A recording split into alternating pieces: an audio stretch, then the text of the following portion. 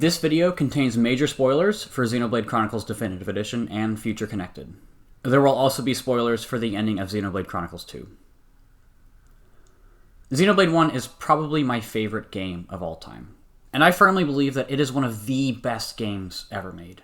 I cannot express how it consistently presents one of the most exceptional experiences I've ever seen. The Switch remaster proves that the original has stood the test of time nearly a decade later. I'm Ouroboros. Let's talk. Vile Mechon. If you think the Homs, the people of Bionis, are just waiting here for you to pick us off, you are sorely mistaken.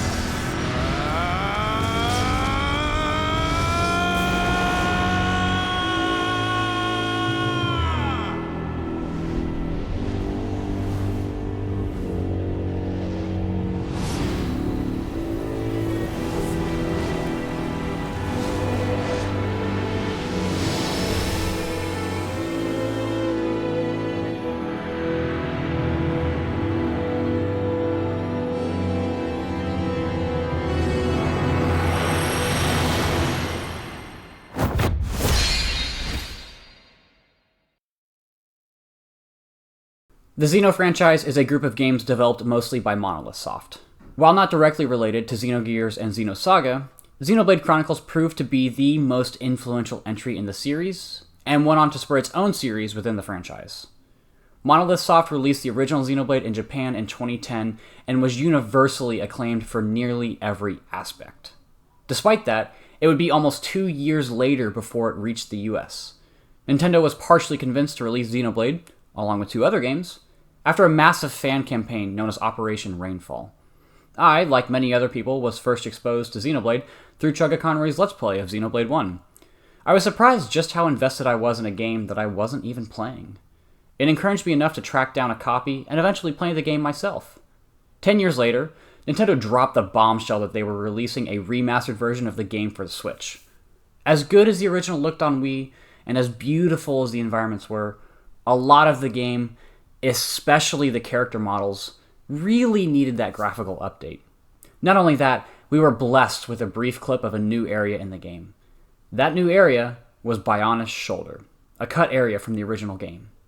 Needless to say, many of us were freaking out when we first saw the trailer in that Nintendo Direct. I vividly remember screaming in my apartment living room while my roommate came running in with a mix of confusion and concern. But enough about that. On to the game. A lot of RPGs have slow openings. Not Xenoblade. The world was once a clash of 2 great titans, and now everything lives atop their dead bodies. The Bionis is home to the Homs, Napon, and other biological life forms, while the Mechonis contrast it by being home to the Mechon, soulless machines whose only purpose is to exterminate the Homs. The Homs attempt to make their last stand at the Battle of Sword Valley before being quickly overrun. However, the Homs hero Dunban makes a bold counterattack to drive back the Mechon force, and is able to destroy the last of them. This heroic feat is all thanks to Dunban's legendary weapon, the Monado, a red sword that emits a blade of light and is the only weapon capable of slicing through Mechon armor with ease. Though, the victory is not without a terrible cost. Only Homs Colony 9 and Colony 6 remain. Dunban was the only person who could wield the Monado, as it rejects most other Homs, and his right arm becomes paralyzed after the battle. The war is won, and the game starts 1 year later after the war. Located on the calf of the Bionis, Colony 9 has recovered from the war, and Shulk, the main protagonist, is a scientist studying how to unlock the power of the Monado. Everything is fine until the colony is attacked by a group of Mechon. Shulk, along with his friend Rhine and love interest Fiora, rush back to the colony, only to find Dunban attempting to wield the Monado. Naturally, it rejects him. With no one left, Shulk picks up the Monado, wields it effectively, and is given visions of the future. He uses these visions to fight back against the attack. However, Fiora is killed in the battle by a Faced Mechon, a Mechon who cannot be harmed by the Monado. The Faced Mechon and the remaining Mechon retreat, leaving Colony 9 in ruin. Shulk and Rhine set off to avenge their fallen friend. The game's opening sets itself up as a basic revenge story, and that's fine. It's great to get things going and give you a reason to explore the world. But where the game really shines is with its plot twists. I guess twist maybe isn't the best word, but rather plot turns, because none of them are really out of left field. There's so many to choose from, so let's start with one from each major arc of the game. starting with the big one, Homs being inside of the faced Mechon. This is foreshadowed way back in Colony 9, when Ryan accidentally swings around the Monado. It cuts through the machine, but not Fiora. It seems like such a silly little scene with Fiora being mad at Shulk, which, might I add, is perfect. It's just such a natural interaction between two teenagers in love. Anyway, you know something is up with the face units because of the Metal Face and Zord encounters, and the Mechon eat people when they attack Colony 9. It's such a genius move from Egil. He uses starvation tactics to create a new, unbeatable weapon. It's just brilliant. He even goes one step further by integrating Homs into the control scheme of the faces. And this move completely changes the stakes of the narrative. We go from a simple revenge plot to wondering how Homs are in the faces. But more importantly, why? Shulk is the first party member to acknowledge and take note of this during the Metal Face fight before Galahad Fortress.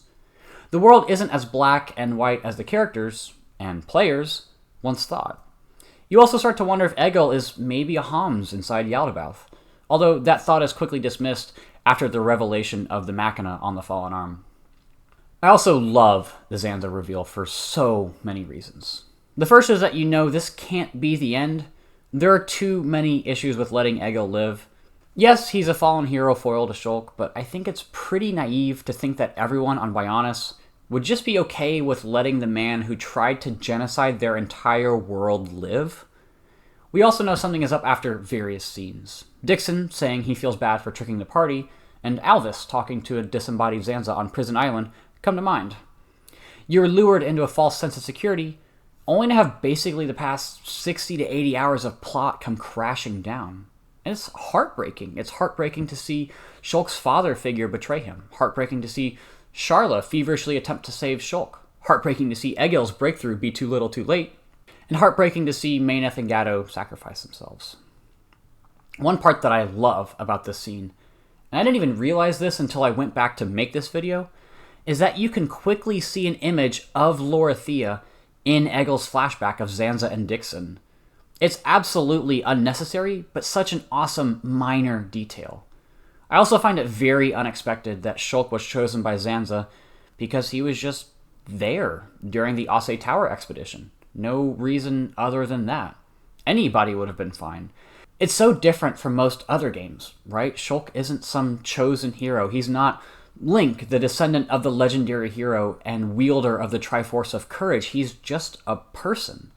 And Dixon's speech really sells this. He was such a likable ally, but his explanation makes you hate him. He tricked and deceived the entire party for this very moment, and enjoyed every moment of it. There's an aura of superiority to him here, and I doubt anyone wouldn't be at least a little cocky if they had a god on their side. It's just such an amazing scene, and I imagine anyone who has played this game remembers it fondly. The last story point I want to hit is the ending. It's iconic for so many reasons, but it's great because of how it makes Zanza, or should I say Klaus, almost relatable. Not entirely, but just a little bit. Don't get me wrong, Zanza is absolutely an irredeemable villain in this game. While Egil really only desired to end the cycle of pain, Zanza rejects the existence of anything but himself. The world boiled down to just the curiosity and hubris of one man. I think the expansion of Klaus in Xenoblade 2 was really well done and added a lot to his character, but that's a video for another day. However, what I really want to talk about is Alvis. It's clear from his scene in Magna Force that there's more to him than just a seer for the High Entia. Being able to wield the Monado more effectively than Shulk is something only Zanza could do, and he appears before Shulk multiple times throughout the game. Even when Dixon reveals Alvis to be a member of the Trinity, it's more of a cold, matter-of-fact betrayal instead of some big, bombastic one like Dixon. And there's some unspoken respect between Shulk and Alvis when Shulk lets him go. All of this plays so well into Alvis' character since he's just a computer at the end of the day. Entirely logical, cold, calculating, and questioning. Always asking Shulk who the future belongs to. I think that Alvis had determined that Zanza was no longer fit to rule over the world, and needed someone to unlock their own Monado in order to transfer rule over to them. Which would make sense why Alvis had continued to appear before Shulk. I am Monado. I was here at the beginning, and I will proclaim the end. These words show that Alvis was always in control. In Gnosticism, Monad is the original god, the one in which all other gods were born from. Alvis is the creator of the world, the Monad, and the gods that he created have gotten too out of hand. The old god was defeated by the new god that he himself created. I think that the plot would not have gone nearly that far without the wonderful cast of characters, who surprisingly managed to stay pretty relevant throughout the course of the story. Obviously, Shulk is the focal point of everything, and it's not perfect, but I think Monolith did an amazing job of fleshing everyone out. Shulk is consistently oblivious at the start of the game. Even Dixon takes note of it by telling him to get out of the lab and get some fresh air. He's not great in social situations and has problems speaking up. That almost gets Ryan killed in Tephra Cave. After that, he makes a lot of progress and slowly grows into the shoes of a hero. He finally confesses to Fiora after literally jumping off a cliff to save her and is adamant about not letting her go. It's not a linear progression, though. There are bumps along the way. I think the scene where he loses control of the Monado is a great example. He's never had trouble controlling it, so why would he bring that up to the group? Of course, Ryan is always there to back him up in his classic goofy fashion. Ryan is also another great character. He's kind of the lovable older brother who's a bit of a meathead. He's great comic relief up until Ricky joins the party, but later in the game you start to realize that he's actually surprisingly introspective. At first he viewed himself as someone who needed to protect the dainty little Shulk, but now realizes that Shulk doesn't need him. Of course that's reflected in the gameplay, with Shulk being a glass cannon and Ryan being a tank. But now Shulk has spread his wings and doesn't really need Ryan to protect him anymore. The roles even get reversed when Shulk protects Ryan from Dixon. His relationship with Charlotte is really great. There's clearly a little bit of chemistry between them, but obviously Gatto takes priority. He's the one to snap her out of her panic when she's frantically looking for Gatto right after the events of the Mechonis Core. I feel like Charlotte, Ryan, Ricky, and Juju fishing at the ending is a pretty good indication of their relationship postgame. Speaking of Charlotte, she's clearly meant to be the mother figure in this game. Very calm, comforting, which is perfect given that she's a combat medic. She gets a lot of screen time given that a large section of the game is relevant to her home, Colony 6. However, I do wish that she had more of a role in the Colony 6 reconstruction. I know that was kind of Juju and Atharon's job as Charlotte was with the party, but even just a few conversations with her and some other people involved would have gone a long way.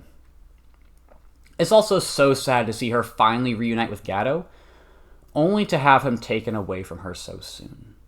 I do love her heart-to-heart with Melia about Melia's feelings for Shulk. Obviously, Shulk and Fiora are meant to be together, and Charlotte and Melia know that, but it's still sad to see them work through those emotions together. Speaking of Melia, poor Melia, man, she really got shafted in the story. Her bodyguards are murdered by Telethia, she almost gets assassinated, her dad is murdered, the only man she's ever loved is in love with someone else, most of her entire species turns into Telethia, including her brother, and then the woman who tried to get her killed has a weird relationship with Telethia Callion. But despite that, she pushes on. When you meet her in Macna, she's borderline a spoiled princess, but she slowly learns to accept the party and really cares for them. Her talk with Fiora about Fiora's dying body is really great. Slightly bittersweet, given the relationship circumstances. But what takes the cake is the Melancholy Tyrea quest. Obviously, this is the quest in the game. It's given an actual story, so it's only natural that it's going to be great. But she forgives Tyrea when Tyrea doesn't want to be forgiven, and absolutely does not deserve to be forgiven. We know that Melia doesn't really care for or have a great relationship with Yumea, but it can't be easy to kill the transformed version of your stepmother. She does so because it's her duty. She does it because it's what a great ruler does. It's the burden she must bear. Her brief conversation with Ricky after Callion dies is so wholesome, and it does a lot to solidify their surprisingly deep relationship that goes back before you even met them. Ricky is a really odd character. He seems pretty one-dimensional, but is actually relatively deep. Obviously, he's meant to be there for comedic relief most of the time. You can tell that from the first time you meet him. Him getting tossed around like a volleyball and spiked by Ryan will always be funny. You even learn that he was selected to be the hero pawn because of all the debt he owed. Chief Dunga making up the prophecy to keep him away from Frontier Village is also great.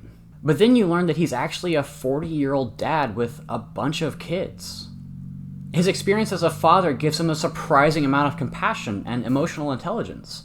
When the party is split up on the fallen arm, Melia is struggling to keep trekking. Melia is clearly never going to bring this up to the group, so Ricky makes an excuse to set up camp. Dunban and Ricky talk about Melia and Fiora, and Ricky even ends up comforting and giving Dunban some advice. I think we can all agree that that scene was surprising in the most wholesome way. Dunban is a character I would have liked to have seen more development from. He serves as the mentor figure for the group, being on the front lines of the war has definitely given him plenty of wisdom, and he's always there to lift the party's spirits. I do think his interaction with Shulk right before Mumkar dies is more of a growth moment for Shulk, but his heart-to-heart with Melia at Metalface's wreckage is really sad. You can tell that he knew Mumkar would have to die, but there's so much regret in him that he wasn't able to save his old friend and comrade. Two of his scenes really stand out to me. One is when the party is fighting the Telethia without Shulk. You can tell the party is shocked by him seemingly giving in to Zanza, only for his unwavering resolve to shine through. I think he's absolutely aware that things will probably go wrong, but won't give in for the sake of the others. The second scene is when it's revealed that Fiora is still alive. You can really hear the hope, shock, and confusion in his voice, but it's tinged with sadness because he realizes that his sister doesn't remember him. Fiora! You're still alive! And that leads to the last member of the party, Fiora. I don't really know what to think of her. She's clearly just a plot device early in the game. There's enough time to get attached to her, but not really enough to give her any sort of development. Obviously, the slow progression of Mayneth giving into Fiora is awesome. But outside of that, she doesn't change much as a character. The only real growth she has is accepting her own mortality. Mayneth dying essentially put a clock on her body, and I really like the conversation she has with Melia about it. I think that was when Melia finally put a nail in the coffin on pursuing Shulk. However, I wish the game explored that conflict more. It gets briefly mentioned in the Dixon fight, but nothing really comes of it. I think having Shulk find out about it would have made for an interesting conversation, but we do get a resolution in the ending. A resolution that's not really explained, but a resolution nonetheless. I feel like I've barely scratched the surface with the characters. I haven't even talked about any of the side characters or even the villains, but I've been talking about them forever, so I need to move on or this video is going to be way too long. The next thing I want to talk about is the world. Now, Xenoblade 1 probably has the most unique world in any game that I've played. Wandering across the remains of two dead titans already set this up to be a really memorable experience, but it goes far beyond that. Xenoblade Chronicles has the most interesting and creative areas I've ever seen. Like the rest of this review, there's too many to pick from, so I'll only pick a few. Let's start with the area where the game really opens up, Bionis Leg. First of all, there's such an awesome build-up to it. You finally exit Tephra Cave after fighting Tooth and Nail, only to be greeted by your enemy, the Mechonis. It really gives the game a sense of scale. Colony 9 and Tephra Cave only comprise the calf and knee of the Bionis. After working your way up, you're greeted by the vast Gower Plain. Just take a moment to appreciate how awesome the intro cutscene to this area is.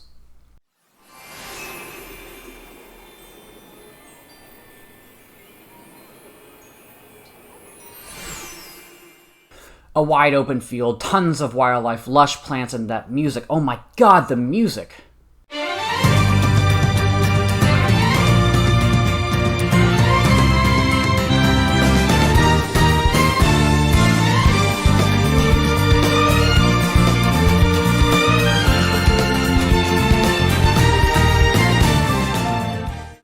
What I especially love is that if you can ever view the Bionis, you can see the massive cliffs on its thighs. And this isn't just true for this area. I would say most, if not all, of the areas have some distinct visual indicator, like how the right arm of the Bionis is white where Valak Mountain is, or how the new arm of the Mechonis is visually different from the fallen arm.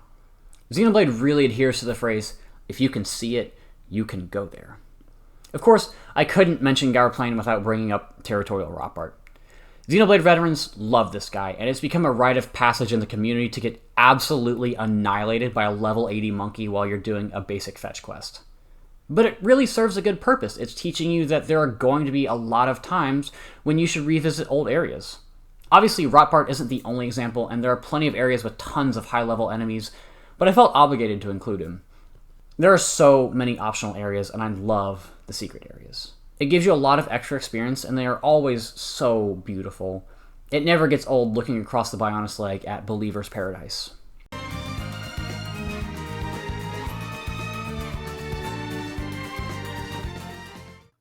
Satoral Marsh is definitely my favorite area in this game. I think it's my second favorite area in any game, only eclipsed by Uriah in Xenoblade 2. But it's absolutely gorgeous. Monolith really went out of their way to make sure you knew just how incredible this area was. You exit the Ether Mine at night, so it sets you up to arrive in Satoral at night as well. I feel like they were exceptionally proud of this area and wanted everyone's first impression of Satoral to be really special. Even the characters gawk at the beauty of the Shimmering Marsh.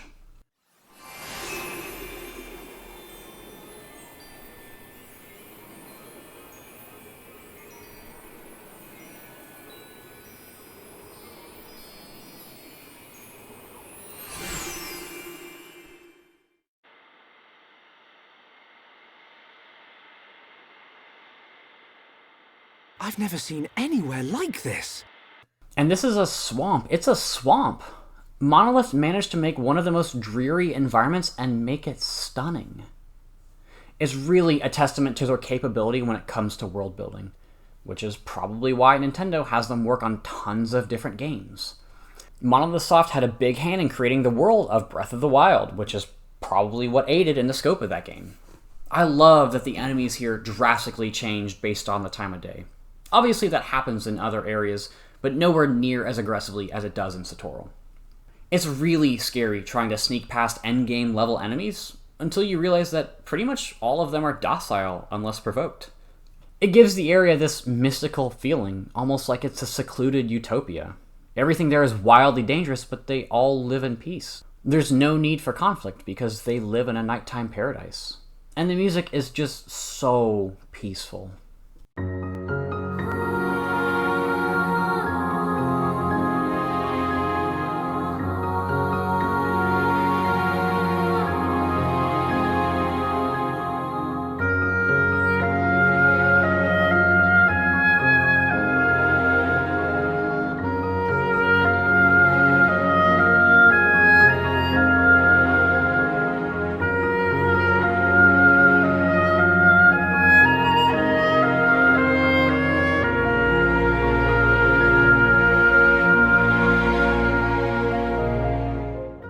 I can't overstate how much I adore this area. It's so creative and memorable despite not having a ton of relevance to the story. It's mostly just another area you pass through. There aren't any major bosses here, there's no cities here, and all of the areas in this game are just so memorable. Snowy Valak Mountain with its illuminated crystals, the verticality of Mechonis Field, the industrial complex of the Central Factory. All of these are of course aided in the stellar soundtrack composed by Group Ace Plus. Monolith Soft is the champion of creating interesting and breathtaking areas in video games. The gameplay does a lot to aid in the vast scope of this game. Characters move quickly, so while the areas are massive, it never takes an eternity to get from one point to the next. Fast travel is enabled straight away, and landmarks are relatively plentiful. Again, this helps to artificially cut down on travel time despite the size. But more importantly, it rewards exploration. You won't always get a chest with loot or a landmark to warp to, but you'll always come across something interesting.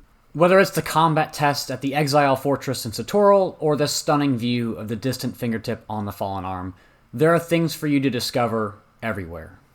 And again, most of these awesome secrets are completely optional. There's just so many optional tidbits in the game, my favorite of which are the heart-to-hearts. It's really interesting to see characters get development outside of the main story, and this is a feature I wish more games would implement. Of course, it goes hand in hand with combat and story. Using party members together lets you see their heart-to-hearts, and seeing their heart-to-hearts, and hopefully not bombing them, allows you to be more effective in combat. It honestly reminds me a lot of the Confidant system in Persona 5. There's a natural feedback loop to all the things you do in this game, which is awesome because it means that you can interact with a wide range of game mechanics without feeling like you're wasting your time. Raising your party's affinity even has a positive impact on gem crafting, which strengthens your combat potential. All of these systems play off each other really well. I do think combat is fun. All of the characters have a wide range of playstyles, but sometimes the AI isn't great. Melia is a good example. It can be frustrating to be expecting a buff only for the AI to discharge it. I also think the game heavily favors you using Shulk, especially late and post-game. Glorious Future, the skill which maxes out the talent gauge when you receive a vision, is only really effective when you're playing as Shulk. You're also at a disadvantage because you have to waste a third of the party gauge to warn Shulk if you have a vision. That gauge could better be used for building up to a chain attack or even reviving a party member should they become incapacitated. I really like chain attacks in this game. I personally think it's the best iteration of the party gauge within the Xenoblade trilogy. I think 2 and 3's chain attacks are too strong, but in 1 it feels like there's more of a risk-reward component to it. Should you expend all of the party gauge for a big attack, or do you want to keep some just in case someone goes down? It's an interesting dilemma that forces you to take into account everyone's health, in addition to the enemy's health. I do wish there was less RNG involved in it, but it does help to solidify how important it is for you to raise the party's affinity, and places a big emphasis on maintaining tension during fights and not dropping the quicktime events. It's a shame that certain characters aren't very good in combat, and by certain members, I mean Charla. She's really nice to have when you get her because your combat options are inherently limited, but she falls off pretty quickly once you start getting good skills and gems. She's also the only party member whose talent art is a detriment. Charla would literally be way more viable if she didn't have it. If that's not enough, if she's cooling off during a chain attack, she's not usable. I really don't understand the design philosophy behind this decision. If her arts had a fast recharge time, I could understand why the developers would want to nerf her, but they don't. All of her arts take forever to come back, especially when you first get her. Look, I know this is a remaster and not a remake, but I'm a little disappointed to see Charlotte wasn't tweaked at least a little bit. I feel like combat does get a little mashy towards the end of the game once you've upgraded the recharge time on all your arts, and topple locking becomes immensely powerful. It really trivializes a lot of the fights, including the final super boss in the game, Avalanche Abyssy. I don't know why Monolith Soft thought it would be a good idea to keep the strongest enemy in the game pinned down for half the fight, but they did. One change I was really happy to see is the indicator of when you get bonus effects from certain arts. Sometimes it was hard to tell if you were perfectly to the side of the enemy for a slit edge, but now that's not a problem. On another note, the side quests in this game aren't great. Most of them are just generic fetch and slay quests. It does help that a lot of them can be completed along the main path, and I really appreciate that you don't have to go back to the quest giver for most of them. Melancholy Tyrea is really the only exception to this. All of that stuff would be fixed in Xenoblade 2, where side quests were given more of a story. I can't end this review without touching on the included epilogue, Future Connected. Now, it's not really an epilogue, more of an additional story that just happens to take place at the end of the game. I really enjoyed Future Connected. I mean, it's more Xenoblade, so it's hard for me to not appreciate it, but I feel like it wasn't super necessary from a plot standpoint. Of course, I don't blame Monolith Soft for this. The original did an amazing job of wrapping the plot up in a nice bow. I was super happy to see cut content, aka Bionis Shoulder, make a return. However, I'm not a fan of some of the decisions they made. For one, I'm not a huge fan of Kino and Nene. I'd be more than happy to have them if they brought unique gameplay, but they are literally just carbon copies of Ryan and Charlotte from a gameplay standpoint. I do think it's funny how they kind of Noponified the names of the arts they used, but I would have loved to have seen them get their own movesets. I don't like Union Strike replacing chain attacks. Like I said before, I think Xenoblade 1 had the best version of chain attacks in the trilogy, so to see it replaced was a bit of a letdown. I'd much rather be given full control over which exact arts my party uses, rather than just be given 3 options to pick from. I think it's a cool idea to recruit the Pawn Specters to power up your combat, and I think it's a unique alternative to the affinity system in the main game. What I do like is how much more fleshed out Tyrea is in Future Connected. She was already really well developed for being a side character, but Future Connected could honestly be renamed to Tyrea's Redemption. She gets a surprising amount of screen time and turns into a really likable character. Her and Melia's relationship takes a total 180 by the end of it. The conversation they have during Melia's coronation is really indicative of how good the relationship ends up being. I'm conflicted with the villains in Future Connected. On one hand, I feel like Gaelgar's motivations are really in line with what someone who is half Hyentia would feel after the events of the main game, but he doesn't really fill into his shoes well. Again, it's hard to blame Monolith Soft on this. Zanza was an incredible villain, he's an amazing character who we all love to hate, and Gaelgar could never live up to that. The Fog King is also an odd choice. When we originally saw the Rift, a lot of people in the community speculated that this would be related to the ending of Xenoblade 2, I was really disappointed to see that this wasn't the case. The Fog King is really just another monster, no personality, no motivations, just a monster that's creating chaos. And there's no real explanation as to why he's doing these things. Of course, Biana's Shoulder is an awesome new area. It's a little visually similar to Gower Plain, but there are plenty of landmarks and locations to differentiate the two. And we can't talk about Future Connected without mentioning the absolute jam that is the Fog Beast theme.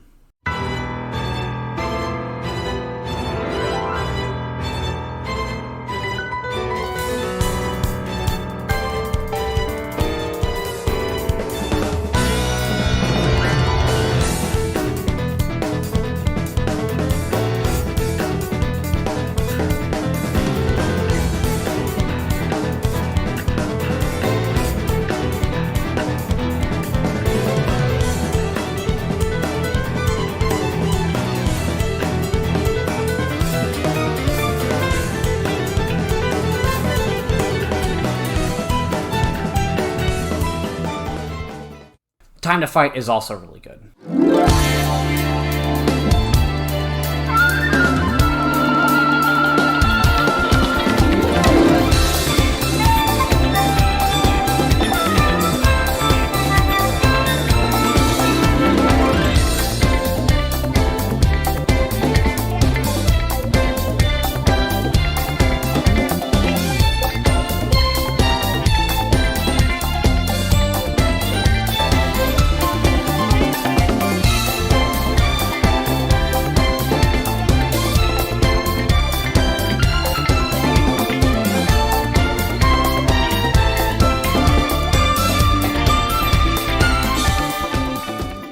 I love when Ace Plus does these jazz funk-inspired tracks. I feel like they were really inspired by the Persona 5 soundtrack, and the Persona composer, Shoji Meguro, has even gone on record saying that he would love to work on a Xenoblade game.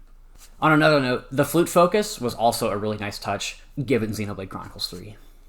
Like I said earlier, Xenoblade Chronicles is probably my favorite game of all time.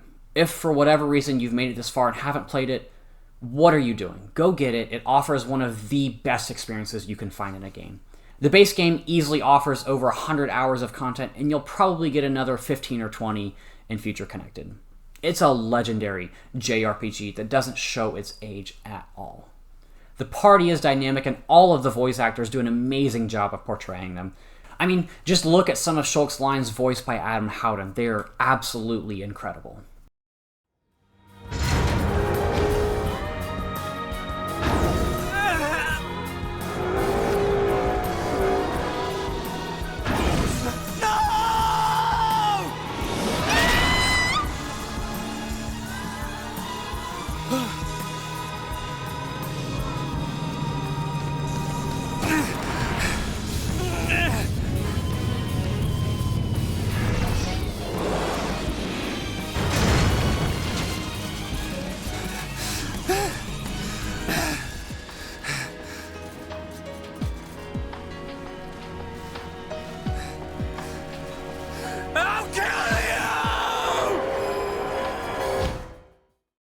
The world is one of the most unique, well-crafted environments in gaming that is complemented by a stellar soundtrack. Future Connected, while not as brilliant as the base game, still offers loads of extra content on top of an already great package. The remaster also made a big graphical update. While some of the textures can still be muddy up close, many things, especially the character models, look miles ahead of the original on the Wii. I could go on and on, so I'll leave you with this. This review is a love letter to one of the best experiences I've had with a game. Xenoblade Chronicles Definitive Edition is a timeless masterpiece. It presents a narratively riveting plot with well-crafted and deep gameplay, all woven into gaming's most stunning world. Thanks for watching. We'll meet them. And whatever happens, we'll face our future together.